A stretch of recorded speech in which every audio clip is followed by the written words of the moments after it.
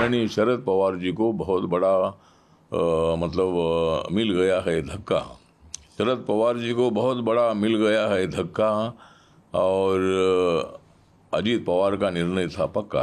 कल कुछ दिनों में बिहार में भी इसी तरह का बंड हो सकता है। बिहार में भी बगावत की स्थिति बन रही है। इस तरह का यह जो घटना हुई है सिर्फ महाराष्ट्र में नहीं, देश के अन्य हिस्सों में भी कई जगह इस तरह की बेचैनी लोगों के मन में है और इस बेचैनी का परिणाम धीरे धीरे बाकी जगह भी दिखेगा। बिहार में कुशासन स्थापित हुआ, उससे तो बड़ा स्पष्ट झलकता है कि अब नीतीश कुमार जी बिहार की राजनीति के कोई फैक्टर नहीं है। हम तो बार बार कहते रहे बिहार के बारे में, खासकर जेडीयू के बारे में, कि अभी हो या महीना भर के बाद हो, कब हो समय बाद में, लेकिन होना तो निश्चित है। आप दलों को तोड़ने का काम लीजिए, हम दिलों को जोड़ने का काम करेंगे और 2024 में इस लोकतंत्र की आत्मा को जरूर बचाएंगे। बिहार में भी बगावत की स्थिति बन रही है, क्योंकि नीतीश कुमार ने पिछले 17 साल में कभी भी विधायकों और सांसदों को कभी मिलने के लिए 1 मिनट भी समय नहीं दिया। साल भर लोगों को इंतजार करना पड़ता था। अब वो प्रत्येक विधायक सांसद को आधा घंटा समय दे रहे हैं। और विशेष करके जब से नीतीश कुमार ने राहुल गांधी को एक प्रकार से अगली लड़ाई के लिए नेता स्वीकार कर लिया और तेजस्वी यादव को अपना उत्तराधिकारी बना दिया, तब से जनता दल में विद्रोह की स्थिति है। कोई भी जनता दल का विधायक सांसद न तो राहुल गांधी को स्वीकार करने के लिए तैयार है और नहीं तेजस्वी यादव को। और इसलिए, और देखिए, बड़ी संख्या में जो सांसद हैं उनको मालूम है कि उनका टिकट कटने वाला है। पिछले बार 17 सीट मिली थी, यानी क्या इस बार जनता दल को 17 सीट मिलेगी? और इसलिए, और आज की स्थिति में 8-10 से ज़्यादा सीट मिलने की कोई गुंजाइश नहीं है। तो जो सांसद हैं उनको भी लगता है कि पता नहीं उनका भविष्य क्या होगा। फिर नीतीश कुमार के बाद जनता दल का कोई भविष्य नहीं है, सारे लोग अपना भविष्य अंधकार में देख रहे हैं और इसलिए एक भागदड़ की स्थिति है। वो जो सांसद है, विधायक है, दूसरे दलों से संपर्क कर रहे हैं। तो इसलिए हम लोगों ने कहा कि भागदड़ की स्थिति है और नीतीश कुमार अगर अपना ये निर्णय वापस लेते हैं कि उत्तराधिकारी तेजस्वी यादव नहीं होगा तो एक अलग बात है, नहीं तो पार्टी टूट की स्थिति है। और उन्होंने तो यहाँ तक निर्णय कर लिया है कि जनता दल का विलय कर देंगे राष्ट्रीय जनता दल में। अब वो समय की बात है, उसमें 4 महीना लगता है कि 6 महीना लगता है, और उत्तराधिकारी तो उन्होंने घोषित कर ही दिया है। तो इसी स्थिति में जो खलबली मची हुई है, इसे नीतीश कुमार घबराए हुए हैं। आगे आने वाले दिनों में कुछ भी हो सकता है, कोई इसकी गारंटी नहीं ले सकता है कि जनता दल में कुछ भी नहीं होगा, क्योंकि लोगों को अपना भविष्य अंधकार में दिखाई पड़ रहा है जनता दलियों के। आप लोगों की तरफ भी आ सकते हैं, आपका है कुछ भी हो सकता है, पहले भी नहीं आ ही सकते। देखिए, बड़ी संख्या में लोग हम लोगों के भी संपर्क में हैं। महाराष्ट्र में जो पॉलिटिकल बदलाव आया है, ये 2.5 साल पहले ही ये बदलाव होने वाला था। माननीय अजीत पवार जी ने देवेंद्र फडणवीस जी के साथ शपथ ली थी और देवेंद्र फडणवीस जी मुख्यमंत्री और अजीत पवार उप मुख्यमंत्री, इसी तरह का शपथ ग्रहण हुआ था। तब अजीत पवार जी ने बोला था कि भाई मेरे साथ 40-41 MLA है, लेकिन शायद तब थोड़ा सा वो मैथमेटिक नहीं जम पाया। और तब से अजीत पवार जी वहाँ एनसीपी में ऐसे काम कर रहे थे। जरूर उनको डिप्टी सीएम पद मिला था, लेकिन उनका कहना ये था कि भाई शिवसेना उद्धव ठाकरे के साथ जाने के बजाय बीजेपी के साथ जाने से फायदा है। नरेंद्र मोदी जी अच्छा काम कर रहे हैं, लेकिन माननीय शरद पवार जी ने उसको स्वीकारा नहीं। मैंने भी बार बार शरद पवार जी को बोला था कि आपका नेतृत्व जो है देश के विकास के लिए है, महाराष्ट्र के विकास के लिए है, और नरेंद्र मोदी जी अगर इतना अच्छा काम कर रहे हैं तो आपने एनडीए के साथ आना चाहिए। लेकिन शरद पवार जी ने माना नहीं। मैंने उनको ये भी याद कराया था कि जब वो कांग्रेस पार्टी में थे, तब कांग्रेस पार्टी छोड़कर जब उन्होंने बंड किया था, कुछ एमएलए को लेकर वो बाहर आए थे, और तब जो पुरोगामी लोकशाही दल बनाया था, और उसमें भारतीय जनता पार्टी के 2 मंत्री भी शरद पवार के मंत्रिमंडल में थे। तो इसीलिए मुझे लगता है कि राजनीति बदलती रहती है, विचार बदलते रहते हैं, और नरेंद्र मोदी जी ने सबका साथ, सबका विकास, सबका विश्वास, सबका प्रयास का नारा दे दिया था। शरद पवार जी के बारामती में एक बार माननीय नरेंद्र मोदी जी गए थे और शरद पवार जी के कामों की सराहना उन्होंने की थी, लेकिन शरद पवार जी कांग्रेस के चक्कर में और राज ठाकरे के चक्कर में फंस गए और माननीय शरद पवार जी को बहुत बड़ा मिल गया है धक्का।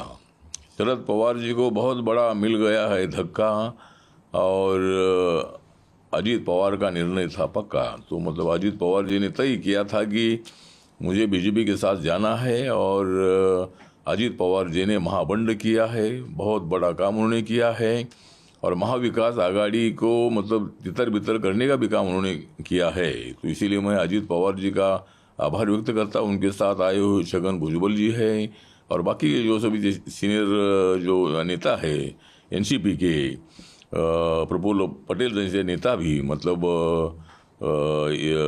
अजीत पवार जी के साथ आए हैं। तो ये एक निर्णय बहुत अच्छा हुआ है और अभी हमारे अजीत पवार जी के साथ अभी 40 एमएलए हैं। वो वहाँ एनसीपी बोल रहे हैं कि भाई वो हमारे संपर्क में है और आपके संपर्क में थे तो इधर सिग्नेचर करने के लिए कहीं से आए थे। तो अजीत पवार जी ने सभी के साथ बातचीत करने के बाद ये निर्णय ले लिया है और इसीलिए मुझे लगता है कि ये निर्णय बहुत ही बढ़िया निर्णय है। विरोधी दलों को बहुत ही धक्का देने वाला निर्णय है और इसीलिए महाराष्ट्र की राजनीति जो है ये और भी मजबूत हो गई है। हमारी महायुति, हमारी एनडीए महाराष्ट्र में और भी ज़्यादा मजबूत हो गई है। हमने अजीत पवार को तोड़ा नहीं है, वो खुद टूटकर यहाँ आए हैं और खाली अजीत पवार ही नहीं तो कल कुछ दिनों में बिहार में भी इसी तरह का बंड हो सकता है क्योंकि माननीय नीतीश कुमार जी के निर्णय पर लोग और उनके एमएलए नाराज हैं और जिस तरह आरजेडी छोड़कर वो बीजेपी के साथ आए। माननीय नरेंद्र मोदी जी ने बीजेपी के 77 एमएलए और आरजेडी के आरजेडी को छोड़कर आने के बाद जब उनके 45 एमएलए चुनकर आए थे नीतीश कुमार जी के, उसके बावजूद भी उनको मुख्यमंत्री पद दे दिया था लेकिन कुछ दिनों के बाद वो फिर आरजेडी के पास चले गए। तो इसीलिए एमएलए में, विधायकों में नाराजी है और बिहार में भी इसी तरह का बंड हो सकता है। उत्तर प्रदेश में भी जो जयंत चौधरी जी है जो इंडिया के साथ आ सकते हैं, वो पटना की मीटिंग में नहीं गए थे। आजकल वो अखिलेश यादव जी के साथ नाराज चल रहे हैं और वो भी हमारे साथ आ सकते हैं और आगे ये भी हो सकता है कि अखिलेश यादव जी के जो समाजवादी पार्टी के एमएलए है उसमें भी फूट हो सकती है और लोग देख रहे हैं कि भाई देश का विकास करना है तो मोदी जी के साथ जाना होगा। इसी तरह की बहुत जगह पर बंडखोरी हो सकती है। मैंने कल भी कहा है कि जो कुछ भी महाराष्ट्र में हुआ है अननेचुरल नहीं है, बिल्कुल स्वाभाविक सी चीज़ें हैं क्योंकि जिस तरह से विपक्षी एकता के नाम पर लोग दिखावा जैसा ही एक तरह से कर रहे हैं, इसको किसी भी पार्टी का कोई भी समर्थक हो या नेता हो नहीं स्वीकार करने वाला है। यही कारण है कि वहाँ पवार साहब कुछ बोल रहे हैं लेकिन उनके लोग आज कहाँ चले गए। तो यह होना ही था जो हुआ है और इस तरह का यह जो घटना हुई है सिर्फ महाराष्ट्र में नहीं, देश के अन्य हिस्सों में भी कई जगह इस तरह की बेचैनी लोगों के मन में है और इस बेचैनी का परिणाम धीरे धीरे बाकी जगह भी दिखेगा। हमने कहा कि देश के अन्य हिस्सों में भी हो सकता है। निश्चित रूप से बिहार में तो एक तरह से नीतीश कुमार जी कोशिश बारी बारी से जो विधायकों से मिल रहे हैं, उनके अंदर की जो बेचैनी है नीतीश जी के अंदर कि कैसे चीज़ों को हम ठीक ठाक करें, उसी बेचैनी के कारण 1 to 1 लोगों से मिल रहे हैं। तो कहीं ना कहीं तो मामला बिहार में है ही। हम तो बार बार कहते रहे बिहार के बारे में, खासकर जेडीयू के बारे में, कि अभी हो या महीना भर के बाद हो, कब हो समय बाद में, लेकिन होना तो निश्चित है। हम जेडीयू के बारे में बिहार में जिस तरह से बोलते रहे हैं और निश्चित रूप से कुछ न कुछ उसका आधार है तभी हम बोलते रहे, लेकिन जेडीयू के बारे में तो हम कह रहे हैं कि थोड़ा महीना दिन समय लगे कि 2 महीना समय लगे, जो कुछ भी हो। जहाँ तक कांग्रेस का सवाल है, हम टाइम उनके बारे में भी नहीं बोल रहे हैं, लेकिन कांग्रेस के लोग तो तैयार बैठे हुए हैं। अब इस स्थिति में कब क्या कांग्रेस में हो जाए, आप आगे आने वाले दिनों में देखिएगा। अभी भविष्यवाणी करना मुनासिब नहीं। बिहार में जिस तरह नीतीश कुमार जी की लोकप्रियता समाप्त हुई है, बिहार में कुशासन स्थापित हुआ है, उससे तो बड़ा स्पष्ट झलकता है कि अब नीतीश कुमार जी बिहार की राजनीति के कोई फैक्टर नहीं है। सर एक और दावा किया गया है कि कांग्रेस के विधायक भी आप लोग के संपर्क में हैं। नहीं, संपर्क में तो सभी लोग हैं, लेकिन ये स्पष्ट है कि बिहार की जनता के बीच में अब नीतीश कुमार जी अप्रासंगिक हो गए। तो बिहार में भी कोई बड़ा खेला हो सकता है। बिहार की राजनीति में विधायकों को तय करना है। विधायक यदि राजनीतिक दिशा और दशा को तय करना चाहते हैं तो उनको आगे बढ़ाना चाहिए। उनकी कार्यनीति है कि संवैधानिक संस्थाओं के माध्यम से डराओ, धमकाओ और धमकाने के बाद उसको शामिल कराओ। स्वाभाविक है, इनका ये राजनीति का कुत्सित प्रयोग है, लेकिन माननीय नरेंद्र मोदी और माननीय अमित शाह जी, ये बिहारियों का कलेजा है। बिहार में तो माननीय नीतीश कुमार जी ने आपकी हर चाल को समझ लिया था। 45 MLA की पार्टी हमारी पार्टी, और हमने ये पहले से समझ लिया कि ये दल सहयोगी दल के वजूद को खत्म करते हैं, विश्वासघात करते हैं। तो जनता दल यू ने जब नीति तय कर लिया, महागठबंधन बनाया, तो तमाम आपके जो राजनीतिक तोते हैं वो निष्प्राण हो गए, निष्प्राण।